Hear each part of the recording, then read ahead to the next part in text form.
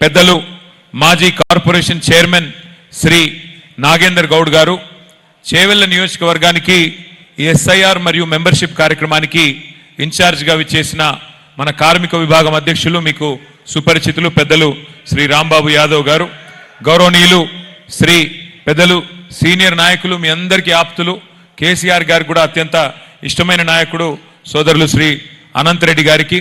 అనంతరెడ్డి గారి గురించి ఎప్పుడు చెప్తా ఉంటాడు సార్, అందుకే అంటా ఉన్నా.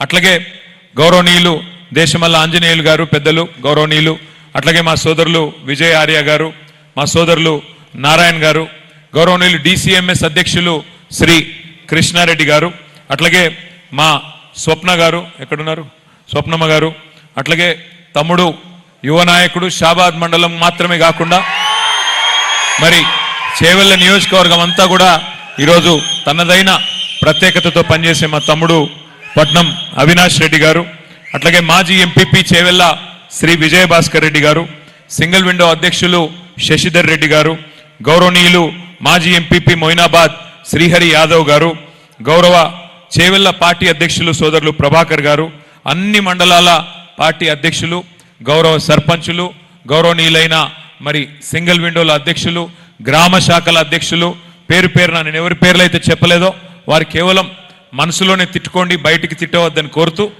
మరి ఈ కార్యక్రమానికి విచ్చేసిన మా అక్క చెల్లెలకి, అన్నదమ్ములకు, పత్రికా మిత్రులకు, మరి పెళ్లిళ్ళు ఎన్నున్నా ఆ పెళ్లిళ్ళు పక్కన పెడదాం, రేవంత్ రెడ్డి పెళ్లి చేద్దామని వచ్చిన మీ అందరికీ పేరు పేరున హృదయపూర్వకంగా నమస్కారాలు.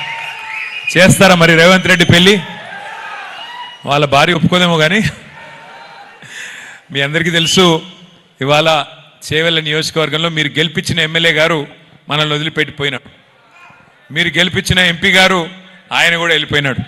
కానీ ఇలా గర్వంగా ఎందుకు అనిపిస్తుందంటే ప్రభుత్వం లేదు, మాకేమీ పవర్ లేదు, కానీ గర్వంగా ఎక్కడ అనిపిస్తుందంటే ఎమ్మెల్యే గారు పోయినా, ఎంపీ గారు పోయినా, అధికారం పోయినా, ఇంతమంది సోదరులు ఇవాళ ఇక్కడికి వచ్చి ఒక పెద్ద మీరు చేస్తున్న ప్రకటన, ఇది మామూలు ప్రకటన కాదు, ఇది కాంగ్రెస్ పార్టీ బీజేపీ పార్టీ గుండెల్లో రైలు ఉరికించే గొప్ప దృశ్యం ఇక్కడ కనబడతా ఉన్నది. మీ అందరితో నా ప్రార్థనల్లో ఒక్కటే, మీ అందరికీ తెలుసు 2.5 సంవత్సరాలు అయింది మనకు అధికారం పోయి, సగం టర్మ్ అయిపోయింది.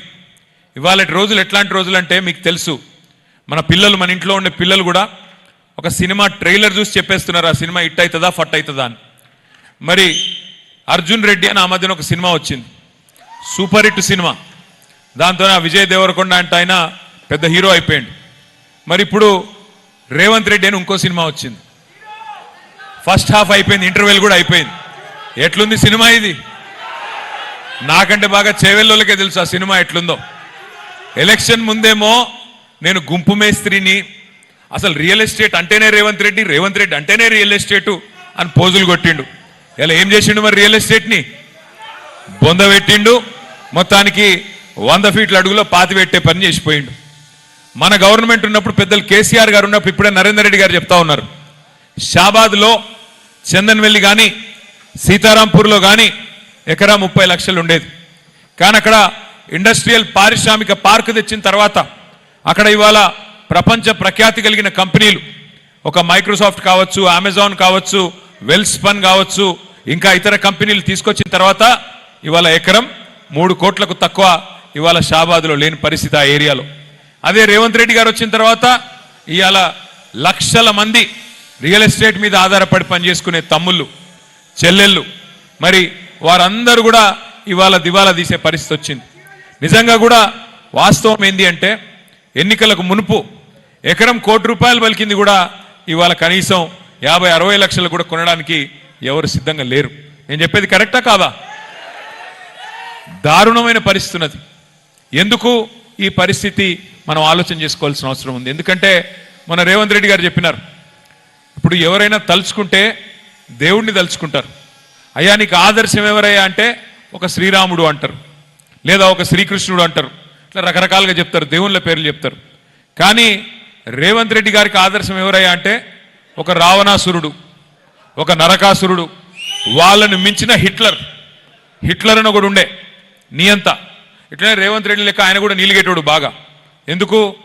నాకు పవర్ ఉన్నది, నా చేతుల్నే మొత్తం ఉన్నది, కాబట్టి నేను ఏదంటే అది చేస్తా అని చెప్పి లక్షల మందిని చంపేసిండు హిట్లర్. అట్లాంటి హిట్లరు రేవంత్ రెడ్డి గారికి ఆదర్శమట. ఇండ్లుగులో కొడితే ఆయనకు పైశాచిక ఆనందం కలుగుతున్నదంట, చాలా మంచిగా అనిపిస్తుందంట. అందరు పేదవాళ్ళు గరీబోళ్ళు ఏడుస్తుంటే మంచిగా అనిపిస్తున్నదంట. నేను మిమ్మల్ని ప్రార్థించేది ఒకటే, సరే జరిగింది అయిపోయింది ఓకే, కానీ చేవెళ్ళలో మీరు కాంగ్రెస్ పార్టీని నమ్మలేదు. ఆ రోజు మన ఎమ్మెల్యేగా యాదయ్య గారు నిలబడ్డప్పుడు మీరందరూ కష్టపడి మరి ఆనాడు కేసీఆర్ గారు ముఖ్యమంత్రి అయితేనే బాగుంటుంది, ఈ 111 జీవో కానీ ఇంకోటి కానీ మా చేవెళ్ళ ప్రాంత అభివృద్ధి కానీ కేసీఆర్ గారు అయితేనే చేయగలుగుతారు అని చెప్పి ఆలోచన చేసి మీరు ఆ రోజు కూడా బీఆర్ఎస్ని గెలిపించినారు. సరే ఈరోజు మీరు చూస్తే కాకపోతే దురదృష్టం వేరే కాడ పక్కన పరిగిలో కానీ అవతల వికారాబాద్లో కానీ తాండూరులో కానీ కొడంగల్లో కానీ మొత్తం కాంగ్రెస్ గెలిచింది. చేవెళ్ళ కాడికి మనం గెలిచినాం, కానీ అవతల మొత్తం కాంగ్రెస్ గెలిచింది. ఎన్ని మాయ మాటలు, ఎన్ని అబద్ధాలు, ఎన్ని రకాల మరి విపరీతమైన డైలాగులు కొట్టినారో గుర్తు తెచ్చుకునే ప్రయత్నం ఒక్కసారి చేయండి. మీకు కావాలంటే చూపెడతా. నేను రైతులకి రేవంత్ రెడ్డి గారు వాళ్ళ పార్టీ నాయకులు ఇచ్చిన మాటలు ఒక్కసారి మీరు ఆ స్క్రీన్ మీద చూస్తే వాళ్ళ నోటెంబడిన ఏంటే మీకే అర్థమవుతుంది. ఒక్కసారి ఆ రైతులకు సంబంధించి రేవంత్ రెడ్డి గారి పార్టీ కాంగ్రెస్ పార్టీ చెప్పిన మాటలు ప్లే చేయమని చెప్పి మా తమ్ములను కోరుతా ఉన్నా. ఎక్కడున్నారు? ఇప్పుడు తీసుకుంటే 10,000 వస్తుంది రైతు బంధు, కాంగ్రెస్ అధికారంలోకి వస్తే 15,000 వస్తుంది. ఎకరానికి 15,000 రూపాయలు సంవత్సరానికి ఇచ్చేటట్టు ఒక గ్యారంటీని కూడా మనం ప్రకటించాం.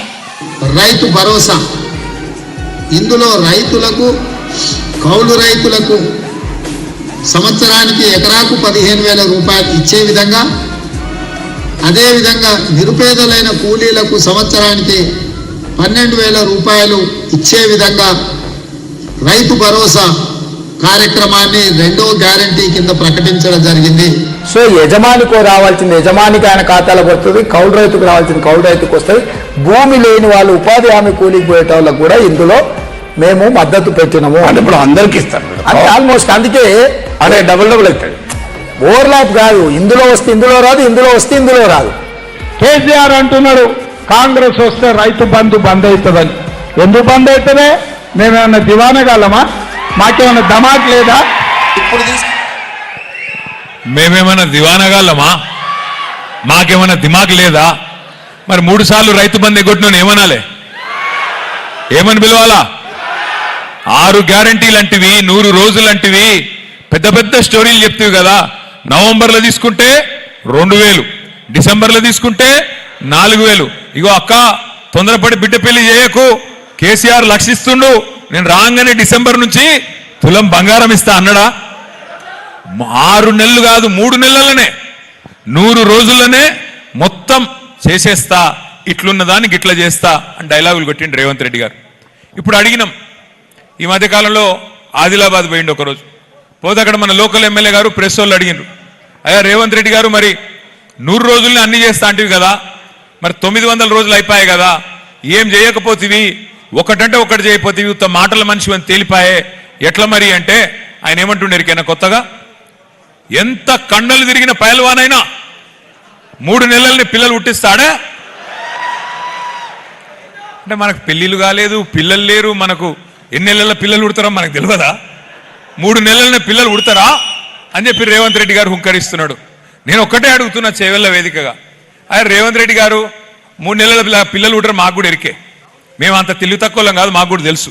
3 నెలలు పుట్టారు ఓకే, మరి 30 నెలలు పుట్టకపోతే నిన్నేమనాలే? ఏమనాలి మరి? ఇక నేనేమనా, ఒక్కటి మీకు తెలుసు నాకు తెలుసు, ఆయన మాటల మనిషి మూటల మనిషి గంతే. మాటలేమో మనకు చెప్పిండు, మూటలేమో ఢిల్లీకి మోస్తున్నాడు, కాప సాధించింది మాత్రం ఏమీ లేదు. కేసీఆర్ సారేమో 72,000 కోట్లు 70 లక్షల రైతుల ఖాతాల్లో మీరు అడగక ముందే నాట్లేసే టైంకి వాన చుక్కు పడుతుందంటే ఇక్కడ టింగు టింగు టింగు మన ఫోన్లు మోగుతుండే మీ ఖాతాల్లో రైతు బంధు పడేది. 1 కాదు 2 కాదు 72-73 వేల కోట్లు. మరి రేవంత్ రెడ్డి గారు ఏం చేసిండయ్యా అంటే 72 సార్లు ఢిల్లీ మాత్రం పోయి వచ్చిండు. 72 సార్లు ఢిల్లీ పోయిండయ్యా. ఏం సాధించినవాయా 72 సార్లు ఢిల్లీ పోయి అంటే? 72 పైసలు కూడా లేదు. ఏమనంటే ఆయన బడేబాయ్ అంటాడు మీద, ఆయన బడేబాయ్, ఈయన చోటేబాయ్. బడేబాయ్ సుబానల్లా అంటే చోటేబాయ్ మాషా అల్లా. ఆయన 15 లక్షలు వేస్తాడు, అది దిక్కు లేదు. ఈయన ఎకరానికి 15,000 వేస్తాడు, ఇది కూడా దిక్కు లేదు. అందుకే బడేబాయ్ చోటేబాయ్ పర్ఫెక్ట్. ఆయన 15 లక్షల మోసం ఆయనది, ఇది 15,000 మోసం ఈయనది. ఇవాళ మనం ఎక్కువ తక్కువ బాధపడే అక్కర్లేదు. అధికారము ఎవరికీ శాశ్వతం కాదు. అధికారంలో కుర్చీ మనదే, శాశ్వతంగా మనమే ఉంటాం అని ఎవరు అనుకోలేదు, మనం కూడా ఎన్నడూ అనుకోలేదు. మన నాయకుడు కేసీఆర్ గారు కూడా అట్లా ఆలోచించిన నాయకుడు కాదు. ఆయన అధికారం అంటూ ప్రజలు ఇస్తే ఒక తపస్సులాగా మరి పేదవాళ్లకు మంచి చేసే ప్రయత్నం చేసిండు. ఇవాళ కొంతమంది మాట్లాడుతున్నారు కాంగ్రెస్ నాయకులు, కేసీఆర్ గారు అప్పుల పాలు చేసిపోయిండు, కేసీఆర్ గారు మా చేతికి చిప్ప ఇచ్చిపోయిండు అని మాట్లాడుతున్నారు. అందుకే మేమేం చేయలేకపోతున్నాం అని పచ్చి అబద్ధాలు చెప్తా ఉన్నారు. ఒక ఆయన 6 లక్షల కోట్లు అప్పయిందంటాడు, ఇంకో మంత్రి గారు 7 లక్షల కోట్లు అప్పైపోయిందంటాడు, ఇంకొక ఆయన 8 లక్షల కోట్లు అప్పైపోయిందంటాడు. కనీసం అబద్ధాలు చెప్తే కూడా ఒకరికొకరు సరిగ్గా సింక్ కూడా చేసుకుంటలేరు వాళ్ళు. కనీసం ఒకటే అబద్ధం ఒకటి చెప్పినా అతికినట్టు ఉండాలా. అసలు వాస్తవం ఏంది? కేసీఆర్ ప్రభుత్వం చేసిన అప్పు ఎంతయ్యా మొత్తం అంటే నేను చెప్పట్లా, కేంద్ర ప్రభుత్వం పార్లమెంట్లో చెప్పింది. కేసీఆర్ ప్రభుత్వం వచ్చిన నాడు 2014 జూన్ 2 నాడు మొత్తం రాష్ట్రం నెత్తి మీద ఉన్న అప్పు 72,000 కోట్లు. అంటే మనకు వారసత్వంగా విరాసత్తుగా వచ్చింది 72,000 కోట్లు. కేసీఆర్ ప్రభుత్వం దిగినాడు, కేసీఆర్ ప్రభుత్వం డిసెంబర్ 3, 2023 నాడు దిగిపోయిన నాడు రాష్ట్రం నెత్తి మీద ఉన్న అప్పు 3,52,000 కోట్లు. అంటే ఆ 72,000 తీసేస్తే కేసీఆర్ ప్రభుత్వం చేసింది 2,80,000 కోట్ల అప్పు. అంటే సంవత్సరానికి 28,000 కోట్లు. సరే, కేసీఆర్ అప్పు చేసిండు. ఏం చేసిండు మరి కేసీఆర్ గారు? అప్పు చేసి ఏం చేసిండు కేసీఆర్ అంటే, గరీబోళ్లకు 200 పెన్షన్ ఉంటే 2,000 రూపాయల పెన్షన్ చేసిండు. 46 లక్షల మందికి ఆసరాగా నిలబడ్డాడు కేసీఆర్. ఎస్, కేసీఆర్ అప్పు చేసిండు. 14 లక్షల మంది ఆడపిల్లలకు 1,00,000 రూపాయలు ఇచ్చి మేనమామలాగా కళ్యాణ లక్ష్మి షాదీ ముబారక్ పేరు మీద 14 లక్షల మంది ఆడపిల్లలకు పెళ్లి చేసిండు. ఎస్, కేసీఆర్ గారు అప్పు చేసిండు. 15 లక్షల మంది ఆడపిల్లలకి కేసీఆర్ కిట్ ఇచ్చిండు. ఒక ఆడపిల్ల పుడితే 13,000, మగపిల్లగాడు పుడితే 12,000 రూపాయలు ఇచ్చిండు. కేసీఆర్ అప్పు చేసిండు. 1000 గురుకుల పాఠశాలలు పెట్టిండు. పెట్టి 6.5 లక్షల మంది ఎస్సీ, ఎస్టీ, బీసీ, మైనారిటీ పిల్లలకి ఒక్కొక్క పిల్లోడి మీద 1,20,000 రూపాయలు సంవత్సరానికి, నెలకు 10,000 రూపాయల చొప్పున ఖర్చు పెట్టి మంచి చదువు చెప్పించే ప్రయత్నం చేసిండు. ఎస్, కేసీఆర్ అప్పు చేసిండు. దశాబ్దాల మీ కోరిక వికారాబాద్ జిల్లా కావాలని ఇలా జిల్లా చేసిండు కేసీఆర్. కలెక్టర్ను తెచ్చిండు, ఎస్పీని కూర్చోబెట్టిండు, ఆ జిల్లాలో ఒక మెడికల్ కాలేజీని ఇచ్చిండు, ఒక నర్సింగ్ కాలేజ్ ఇచ్చిండు. ఇవాళ ఇవన్నీ పూర్వ రంగారెడ్డి జిల్లా మన సోదరుల కోసం ఇచ్చిండు. ఎస్, కేసీఆర్ అప్పు చేసిండు. కరెంటు చక్కగా లేకపోతే, కాంగ్రెస్ ప్రభుత్వం మనకు కరెంటు కష్టాలు ఇచ్చిపోతే వాటిని పరిష్కారం చేయడానికి 24 గంటల కరెంటు రైతులకు ఇవ్వడానికి 1,00,000 కోట్లు కరెంటు మీదనే ఖర్చు పెట్టిండు కేసీఆర్. ఎస్, కేసీఆర్ అప్పు చేస్తే ప్రజలకు మంచి చేసిండు. నేను అడుగుతున్నా, ఇవాళ కేసీఆర్ గారు అప్పు చేస్తే నేను ఇంకొక గంట సేపు చెప్పగలుగుతా. పాలమూరు రంగారెడ్డి ఎత్తిపోతల పథకాన్ని, మీ ప్రాంతానికి నీళ్లు తెచ్చే కార్యక్రమాన్ని 90% పూర్తి చేసి వీళ్ళ చేతుల్లో పెట్టిండు కేసీఆర్. 30,000 కోట్లు ఖర్చు పెట్టిండు. నేను అడుగుతున్నా రేవంత్ రెడ్డి గారిని, కాంగ్రెస్ నాయకత్వాన్ని, 10 ఏళ్లలో కేసీఆర్ గారు 2,80,000 కోట్లు అప్పు చేసిండు. మీరు 2.5 ఏళ్ళు అయింది. ఈ 2.5 ఏళ్లనే 4 లక్షల కోట్లు అప్పు చేసిండు రేవంత్ రెడ్డి గారు. 4 లక్షల కోట్లు. మరి ఎక్కడ పోయినాయి పైసలన్నీ? ఎక్కడ పోతున్నాయి?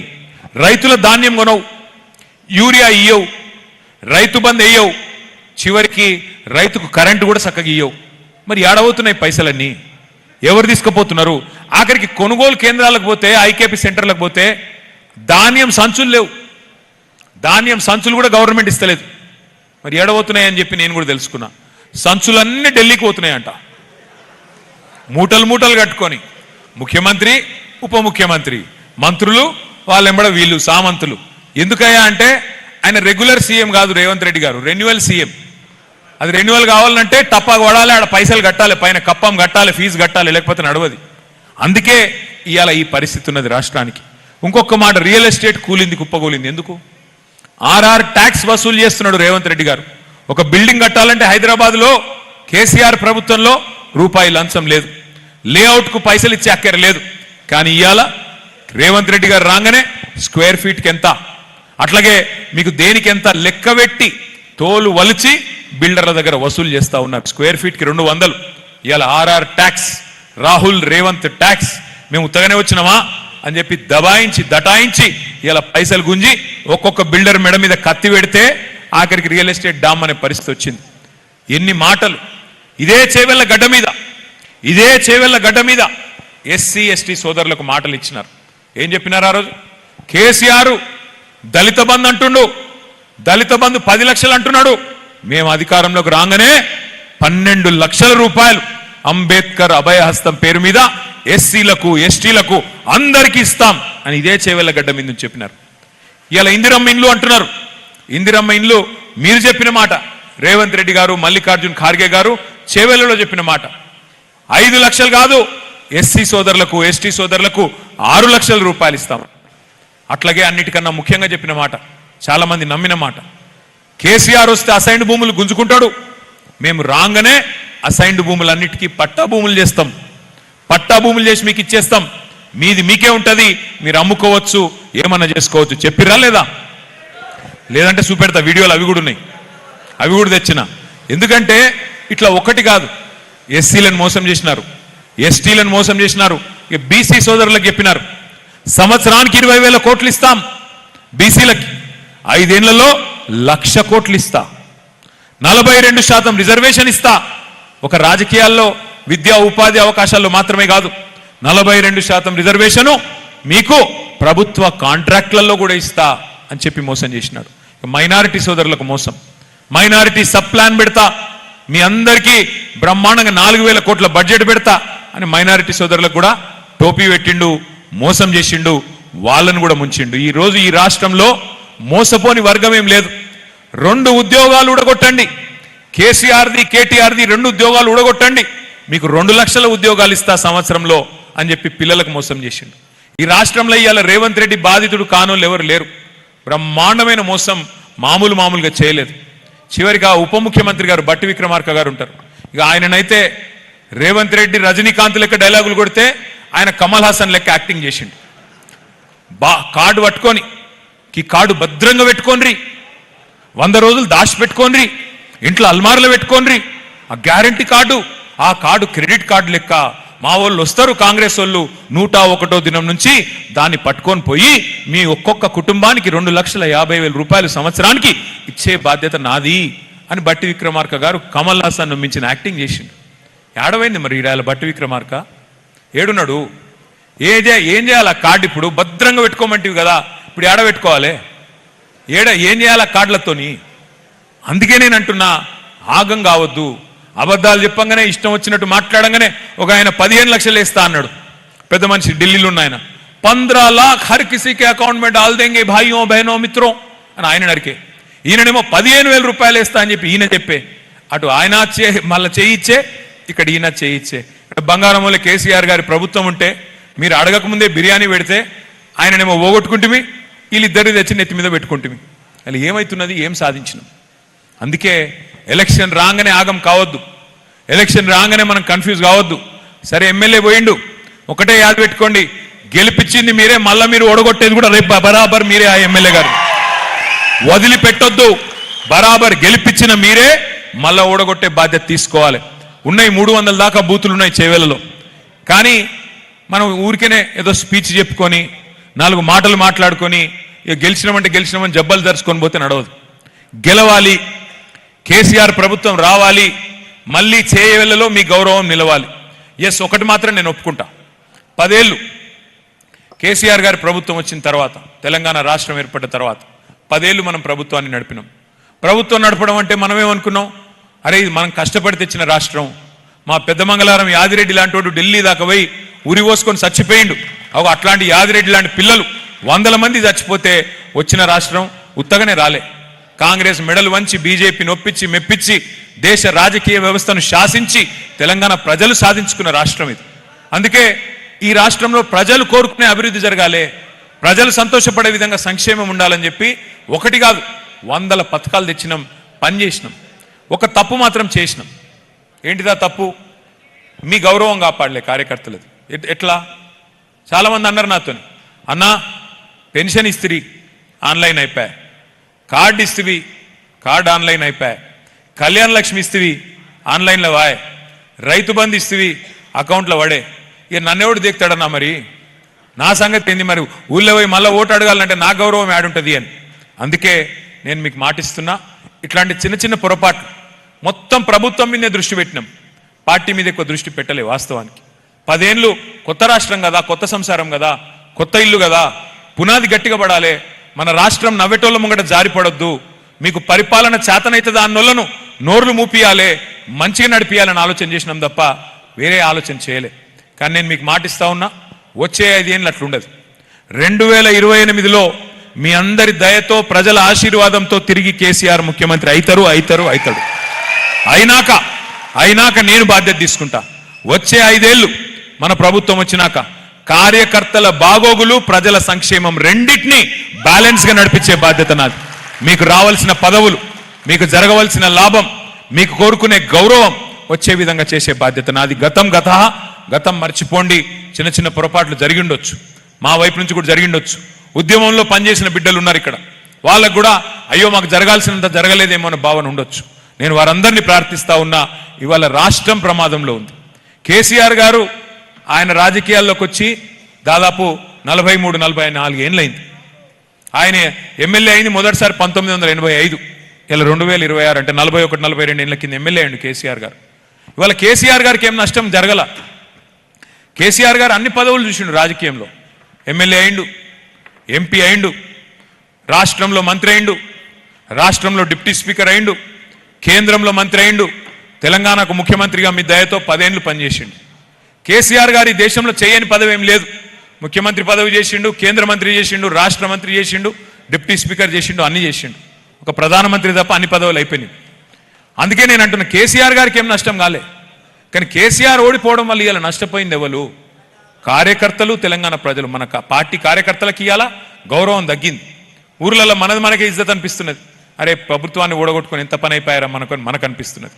రెండో దిక్కు ప్రజలు నష్టపోయింది, రైతులు బాధపడుతున్నారు, విద్యార్థులు గోసపడుతున్నారు.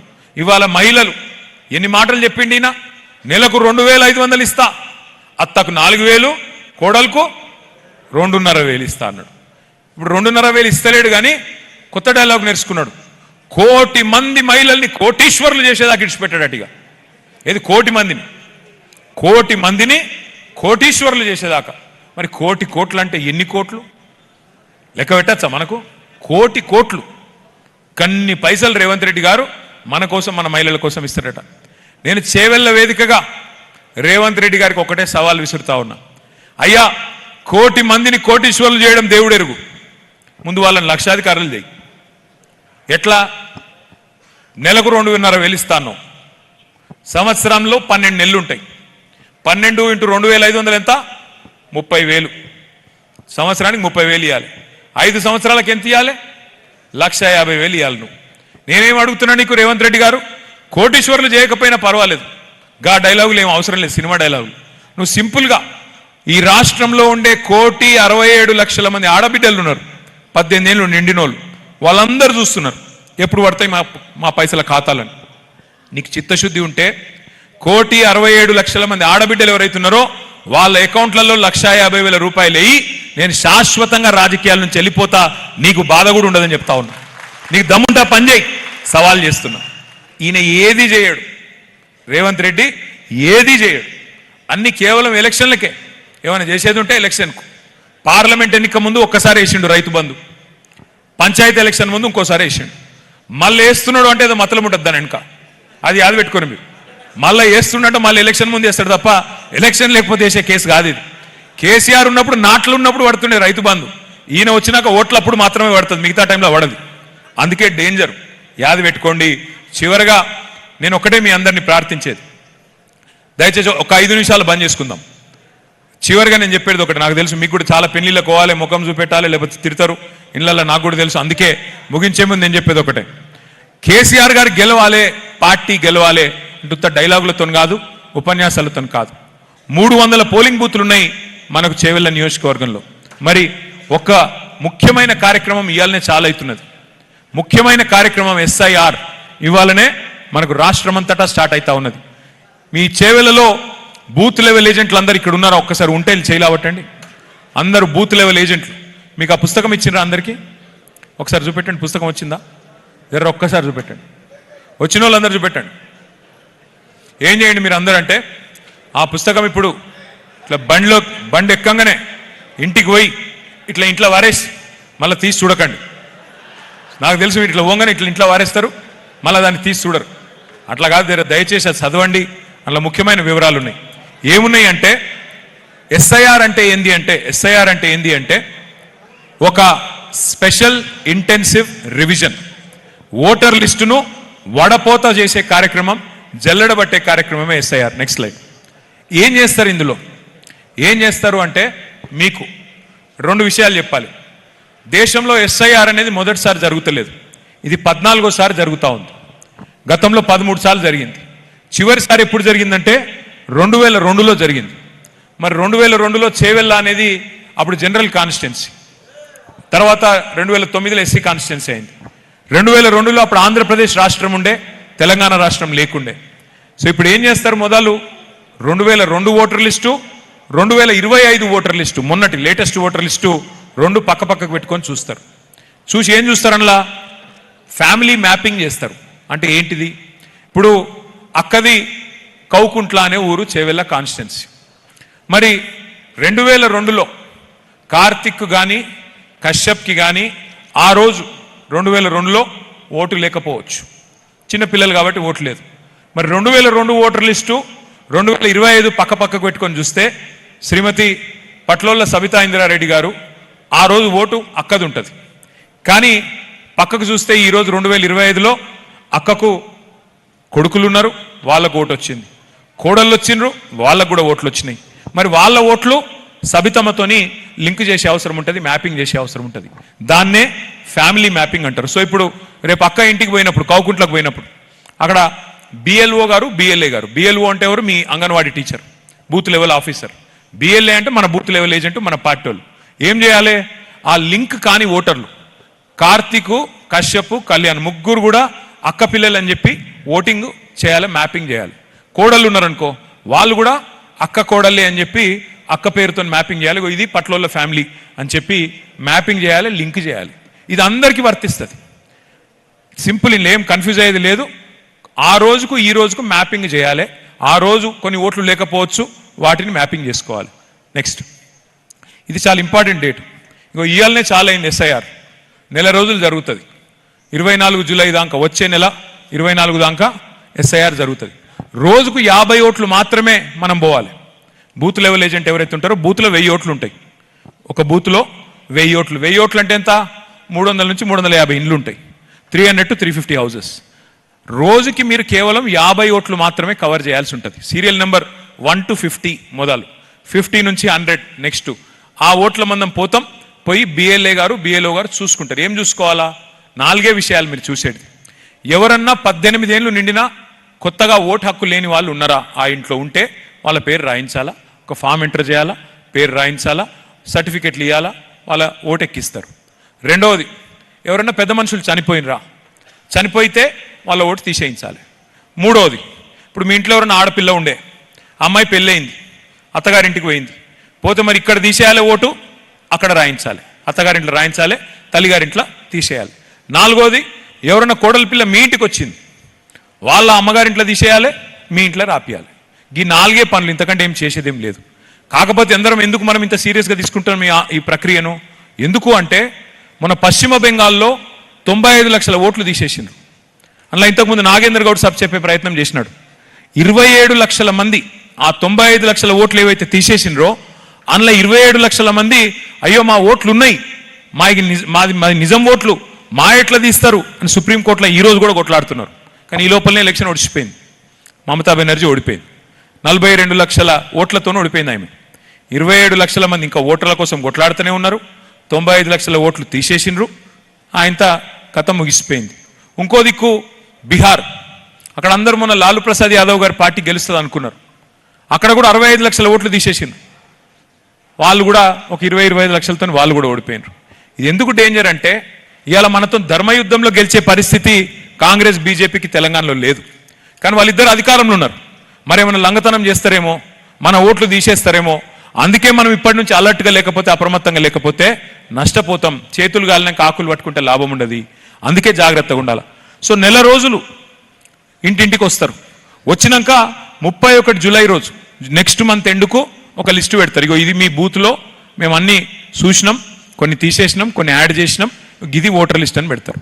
మీకేమన్నా అభ్యంతరం ఉంటే, అబ్జెక్షన్ ఉంటే, కొన్ని తప్పులు పడ్డాయి, అప్పుడప్పుడు పడతాయి, ఫోటో తప్పు పడుతుంది, పేరు తప్పు పడుతుంది, ఇవన్నీ ఉంటాయి. 1 మంత్ మీకు టైం ఉంటుంది. ఆగస్టు నెల మొత్తం మీరు అబ్జెక్షన్లు సమర్పించవచ్చు. సెప్టెంబర్ నెల మొత్తం వాళ్ళ అభ్యంతరాలు పరిష్కరించాలి. సెప్టెంబర్ నెల మొత్తం అభ్యంతరాలు, మనం లేవనెత్తిన అభ్యంతరాలు వాళ్ళు పరిష్కారం చేయాలి, ఎలక్షన్ కమిషన్ అధికారులు.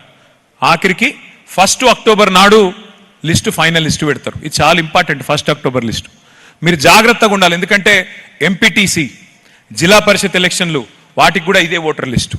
ఎమ్మెల్యే ఎలక్షన్కి ఇదే ఓటర్ లిస్టు, ఎంపీ ఎలక్షన్కు ఇదే ఓటర్ లిస్ట్. ఎవరెవరైతే ఎంపీటీసీ పోటీ చేయాలనుకుంటుర్రో, ఎవరెవరైతే జిల్లా పరిషత్ నిలబడాలనుకుంటుర్రో వాళ్ళు ఎక్కువ జాగ్రత్తలు తీసుకోవాలి. అట్లాంటి మిగతా వాళ్ళు తీసుకోవద్దని కాదు, వాళ్ళు ఎక్కువ శ్రద్ధ తీసుకోవాలి. నెక్స్ట్ ఏం చేయాలి బిఎల్ఏ గారు అంటే, ఇంతకుముందు నేను చెప్పిందే, బిఎల్ఓ ఎంబడ పోవాలి, ఫామ్స్ అన్ని నింపుతుండ్రా లేదా, చక్కగా నింపుతుండ్రా లేదా చూసుకోవాలి. ఎవ్వలది కూడా అర్హుల ఓటు ఏది కూడా ఒక్కటి పోవద్దు, దొంగ ఓట్లు రావద్దు. అది మెయిన్ పాయింట్. నెక్స్ట్ ఈ 13 ఏ ఒక్క సర్టిఫికెట్ ఉన్నా మీకు ఓటు రాయాలి. కొత్తగా ఓటు రాయించేది ఉంటే ఈ 13 సర్టిఫికెట్లలో మీకు ఇచ్చిన పుస్తకాలలో ఉన్నాయి ఇవన్నీ. దబ్బన లేకపోతే మళ్ళీ పుస్తకాలు పంపించమంటే కూడా పంపిస్తాం. కానీ ఆ పుస్తకాన్ని అందుకే దయచేసి చదవండి. అందులో ఇప్పుడు నేను చెప్పిన అన్ని వివరాలు ఉన్నాయి.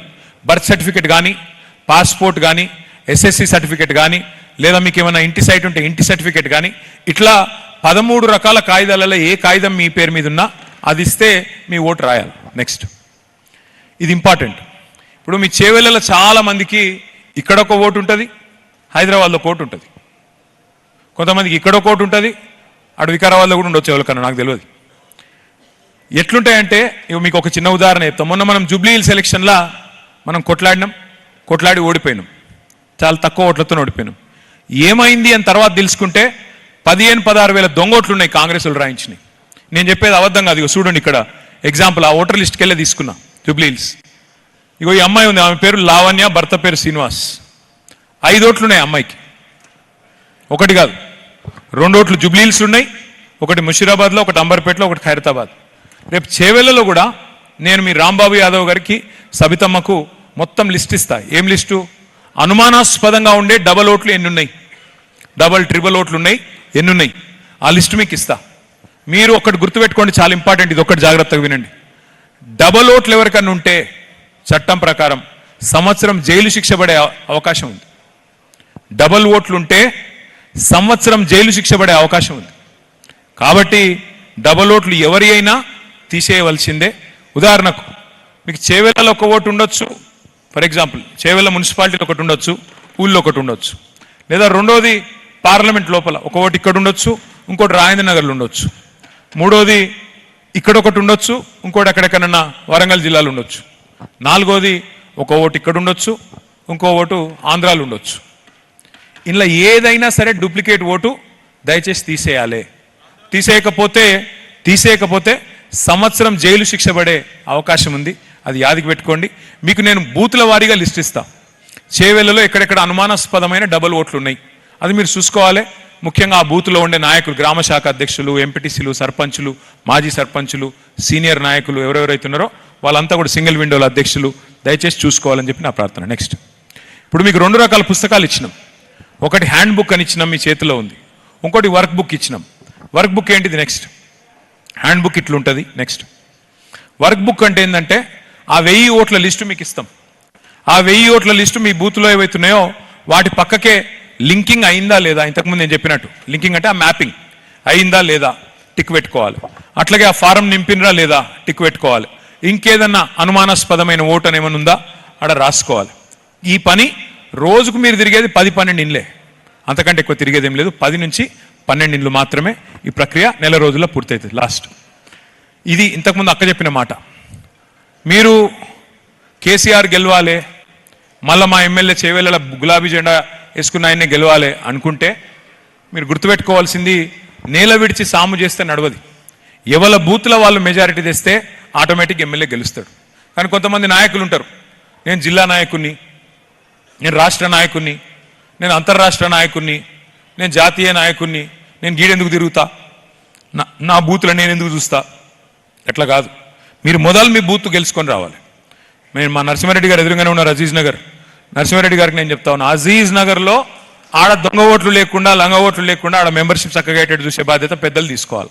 మీరు సీనియర్ నాయకులు పెద్దవాళ్ళు అయినప్పటికీ ముందు ఇంట గెలిచి రచ్చ గెలవాలి.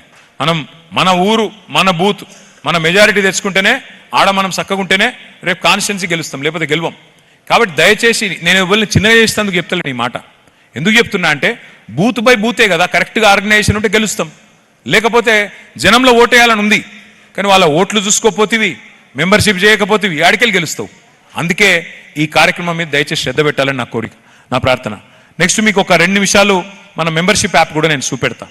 ఇది మనం కొత్తగా తీసుకొస్తున్న డిజిటల్ మెంబర్షిప్ యాప్. ఇదివరకు ఏముంటుండే, పార్టీ సభ్యత్వ నమోదంటే మీకు పుస్తకాలు పంపుతుంటివి. ఆ పుస్తకాలు మీరు కూర్చొని మీరు రాస్తుండే, అరే ఆ వెంకటేష్ ఉన్నాడా, ఉన్నాడు అన్న పేరు రాయి, ఆయన ఉన్నాడా, భీమయ్య ఉన్నాడా, ఉన్నాడు రాయి, సురేందర్ రెడ్డి ఉన్నాడా, ఉన్నాడు రాయి. ఇళ్ళల్లో కూర్చుంటారు, టక్క టక్క టక్క రాస్తారు.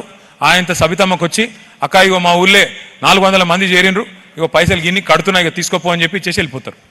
ఈసారి అట్లా లేదు. ఈసారి ఏం చేస్తున్నామంటే మంచిగా మీరు ఇవాళ రేపు ఫుడ్ ఆర్డర్ చేసుకున్నా స్విగ్గీలో చేస్తున్నారు, షాపింగ్ చేసినా ఆన్లైన్ చేస్తున్నారు. అందుకే ఏమనుకున్నామంటే మనం కూడా మంచి మెంబర్షిప్ యాప్ తయారు చేసి మనోళ్ళకి ఇవ్వాలి. నెక్స్ట్ ఏం లేదు, సింపుల్గా 5-6 స్టెప్స్లో అయిపోతుంది. ఇప్పుడు ఉదాహరణకు మళ్ళీ ఎగ్జాంపుల్ చెప్తున్నా, అజీజ్ నగర్ గ్రామమే ఉంది, నరసింహారెడ్డి గారు ఉన్నారు.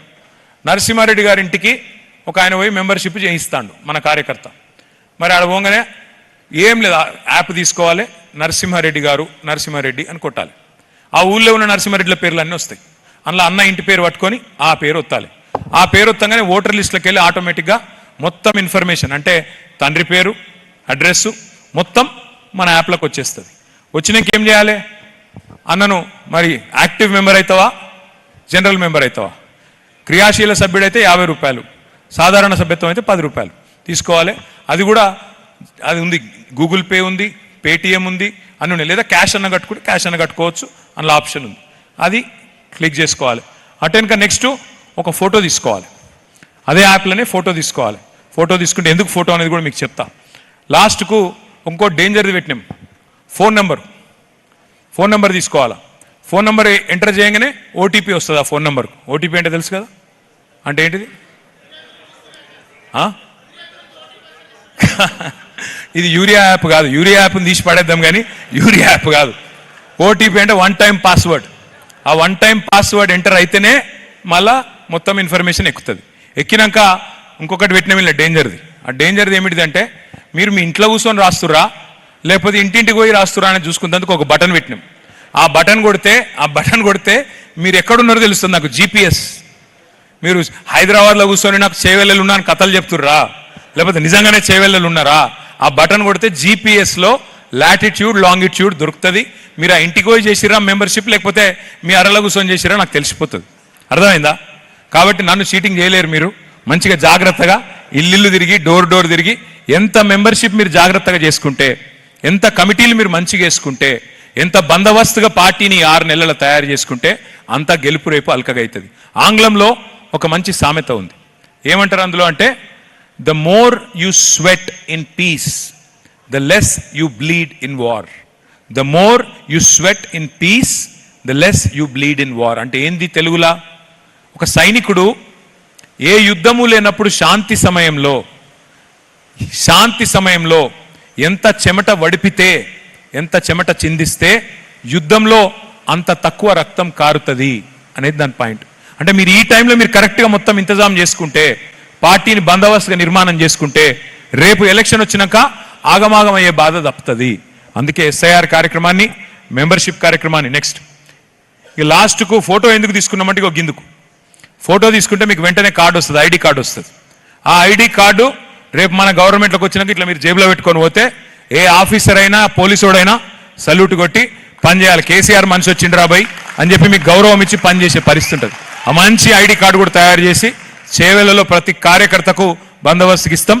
ఆ రకంగా మిమ్మల్ని రాబోయే 5 సంవత్సరాలు మాత్రం గతంలో జరిగిన పొరపాట్లు జరగకుండా ఉద్యమకారులను కానీ కార్యకర్తలను కానీ కడుపులో పెట్టుకొని చూసుకునే బాధ్యత తీసుకుంటాను మళ్ళొకసారి చెబుతూ, చేవెళ్లలో గతంలో గులాబీ జెండా ఎగరేసినారు, భవిష్యత్తులో కూడా ఎగరేస్తారని చెప్పి మనస్ఫూర్తిగా ఆశిస్తూ ఇలా పెళ్లిళ్ళున్నా ఎన్ని ప్రైవేట్ ఫంక్షన్లున్నా అన్ని పక్కన పెట్టి వచ్చిన మీ అందరికీ మళ్ళొకసారి శిరస్సు వంచి హృదయపూర్వకంగా ధన్యవాదాలు. జై తెలంగాణ, కేసీఆర్ గారి నాయకత్వం. జై తెలంగాణ.